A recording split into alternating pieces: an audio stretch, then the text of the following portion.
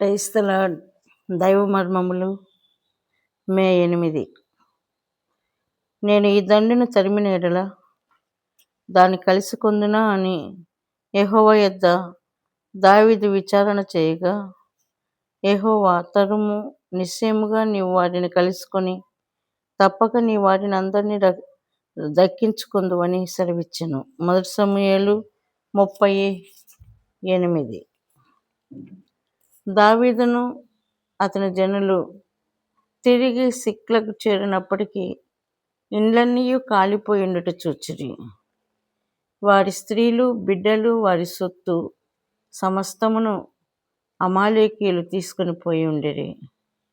దావీదు తప్పిదం వలన ఇదంతయు సంభవించెను. ఫిలిష్తీయులతో చేరక పూర్వమే దేవుని చిత్తమేమిటో అడిగి ఉండవలెను. దానికి బదులుగా ఆ సమయమునకు తన సొంత జ్ఞానము, శక్తి మీద ఆధారపడెను. తాము పొందిన నష్టమును బట్టి దావీదు స్నేహితులు భరించలేని దుఃఖము పాలై దావీదును రాళ్ళు రువ్వి చంపుటకు సిద్ధపడిరి.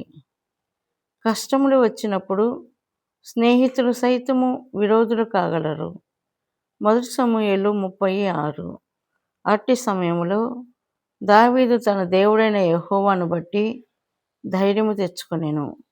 1 సమూయేలు 30:6. నీ బైబిలులో ఈ వాక్యమును గుర్తుంచుకొనుము. ఎందువలననగా ఏనాడైనను నీ ప్రియులు నీ చెయ్యి విడిచి నీవు ప్రేమించిన వారు నిన్ను విడనాడినచో ఈ మాటలు నిన్ను ఆదరించును.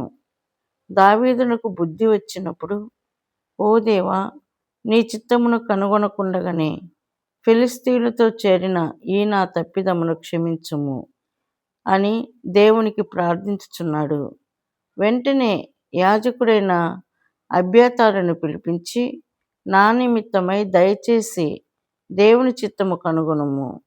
మన శత్రువులైన అమాలేకీయుల మీదకి పోదుమా, పోకుందుమా అని అడుగగా దేవుడు పొమ్ము అని చెప్పెను. మరలా దావీదు, ప్రభువా, వారిని తరిమిన ఎడల సమస్తమును దక్కించుకొనగలమా లేదా అని అడిగినప్పుడు దేవుడు 8వ వచనములో, తరుము, నిశ్చయముగా నీవు వారిని కలుసుకొని తప్పక నీ వారందరినీ దక్కించుకుందువని సెలవిచ్చెను. దావీదు అమాలేకీయుల దండు విడిచిన స్థలమునకు వచ్చినప్పుడు వారు ఆనందముతో తినుచు, త్రాగుచు, నాట్యమాడుచూ ఉండిరి. అకస్మాత్తుగా దావీదు అతనితో కూడా ఉన్నవారు అమాలేకీయుల మీద పడి వారిని దోచుకొని తమ భార్యలను, పిల్లలను, తమ సొత్తునంతటిని తిరిగి తెచ్చుకొనగలిగిరి. కొల్ల సొమ్ము ఎంతో విస్తారముగా ఉన్నందున తాము గతములో చేసిన అప్పులన్నింటినీ పూర్తిగా తీర్చుకోగలిగిరి. దావీదు తాను అంతవరకు ఎవరెవరి యొద్ద నుండినో వారందరికీ బహుమానములను పంపగలిగెను.